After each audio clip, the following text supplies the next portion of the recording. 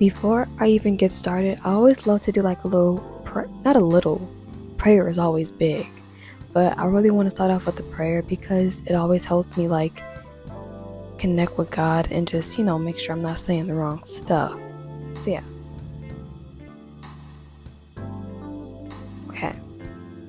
So, the more I dive into the Bible, especially the Old Testament, the more amazed I am at the things that occurred and the things that took place, like Moses parting the Red Sea, or Jonah being swallowed by a whale, Daniel being thrown in a lion's den and like not dying because an angel was sent for him. Like, so much stuff happened. Like Lot's wife, table salt on the table right now. Like, what else? I learned yesterday that Joshua, is that his name? Yeah, Joshua, he was in war or whatever, and like he asked God to stop the sun, and God did it. The sun stopped for like an entire day, and like they like kind of conquered. I have to go more in depth and learn more about it, but it was just like the sun stopped. Like, they had giants on the earth. Goliath was a giant. Like, I always think about these things, and it kind of, for the longest time, it made me wonder. And I remember just kind of sitting down and asking this question a lot to God recently, just like, how come I read so much about these big miraculous things happening in the Old Testament and even in the New Testament? Like Jesus, he healed blind. He literally woke up from a nap and told the storm to shh, everybody on mute. Sorry. Yeah, he woke up from a nap and told the storm to be quiet. Like, I don't know, that's kind of funny, but like, so many miraculous things happened. But at the time, I was kind of more so focused on the Old Testament and the big things that happened then, and I was kind of going to God about it and just asking like, why don't I see things like this happening anymore, or why don't these things occur in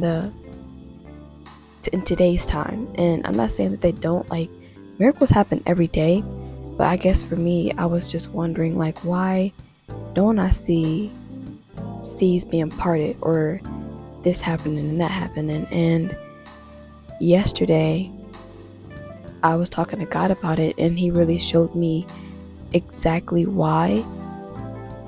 And I'm gonna go to my notes and make sure I'm on the right path. So yeah, the thing that God showed me when I asked him that question is he helps me understand things by giving me, like, I don't know if they're visions or not, I'm not completely sure, but like, I'm an artist, and so I kind of imagine like pictures or just places and things. And so he had me imagine like a crowd of people. In that crowd, they didn't believe in him, they are unbelievers, right? And he's like, I could either wow them with my works, or I could save them with my son.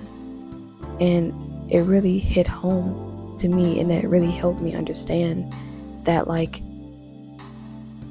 miracles, they're so amazing. And I remember I was watching this sermon by Robert Madu, and it was talking about miracles and how like miracles begin where science ends. Like how people are healed. When Jesus healed the blind and he healed the lame, it was like those things can't be explained by science. Like, Jesus walking on water just casually got up and said, you know what? Like, those things can't be explained by science. And that's why he said that miracles begin where science ends. And so miracles, they're so amazing, and it just shows how big and how final and how just powerful God is, because he has the power to perform miracles. And I think that is really, really amazing.